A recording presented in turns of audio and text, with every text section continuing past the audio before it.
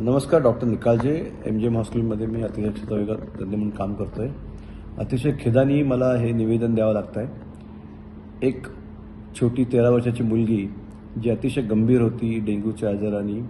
तिच्या लंग्समध्ये ARDS झाला होता, मेंदूमध्ये एन्केफेलोपॅथी झाली होती, ब्लडमधल्या सगळ्या पेशी कमी झाल्या होत्या. अशा गंभीर रुग्णाला एक 8-9 दिवस आम्ही ICUमध्ये अथक उपचार केले. उपचार करताना सुरुवातीला आम्ही त्या पेशंटला वाचू शकू की नाही ह्याची आम्हाला खरंच खात्री नव्हती. नातेवाईकांना गंभीर सांगून काय काय ट्रीटमेंट करावी लागणार आहे, काय काय खर्च येणार याची पूर्ण कल्पना देऊन आम्ही ह्या रुग्णाचे उपचार केले. ह्या रुग्णाला गुंतागुंतीचा डेंग्यू होताच, पण तिला तिच्या ब्लडमधल्या सेल्स कमी झाल्यामुळे आम्ही हेमॅटोलॉजिस्टचं मत घेऊन तिला एक इम्युनोग्लोबिन नावाचं इंजेक्शन पण देण्यात आलं. आणि ह्या सगळ्या प्रयत्नानंतर साधारणतः ती 7 ते 8 दिवस व्हेंटिलेटरवर होती. 9व्या दिवशी आम्ही तिला व्हेंटिलेटरवरून काढण्यात यशस्वी झालो आणि 10व्या-11व्या दिवशी तिला डिस्चार्जही केलं.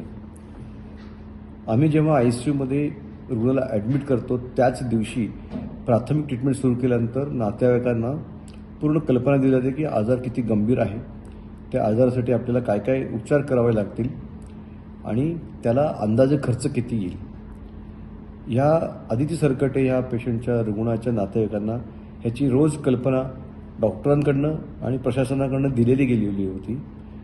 ह्या रुग्णाचा काका हा स्वतः डॉक्टर होता आणि तो पूर्ण सहकार्य डिस्चार्ज होईस्तोवर आम्हाला करत होता आणि त्यांना पूर्ण कल्पना होती आपण हे औषध कुठले वापरतोय, त्याची किंमत काय, ICUमध्ये त्याची कंडिशन क्रिटिकल आहे. आणि काल जेव्हा डिस्चार्ज दिला तेव्हा अतिशय समाधानाने आनंदाने नातेवाईक आम्हाला भेटून आमचे आभार मानूनही गेले. डिस्चार्जच्या वेळेस त्यांचं जे काही पेंडिंग बिल होतं ते बिल त्यांनी भरलं नव्हतं. ते जेव्हा त्यांना सांगण्यात आलं की तुमचं हे बिल पेंडिंग आहे तेव्हा ते आमच्याकडं गावाकडनं पैसे येत आहेत असंच आम्हाला सांगत होते. आणि मग काल संध्याकाळी त्या राहिलेल्या बिलावरून जे त्यांना माहिती होतं, याची पूर्ण कल्पना त्यांनी दिली होती, त्या माहितीवरून समाज माध्यमांमध्ये अतिशय आक्षेपार्ह भाषेमध्ये डॉक्टर आणि हॉस्पिटलबद्दलचे काही गोष्टी प्रसारित झाल्या.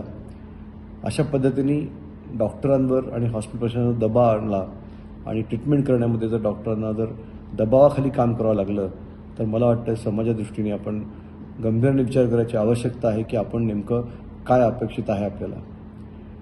ह्या रुग्णाला किंवा इतर कुठल्याही रुग्णाला आर्थिक जर विवंचना असेल आणि बिल भरण्यामध्ये अडचण असेल तर त्यांनी समाज प्रतिनिधींकडे जाण्याच्या आधी डॉक्टरांच्या प्रशासनाशी किंवा डॉक्टरांशी मोकळी चर्चा केली असतील त्याचा निश्चित मार्ग काढता आला असता. आणि MGMमध्ये अशा पद्धतीला रुग्णांना आम्ही नेहमीच मदत करतो.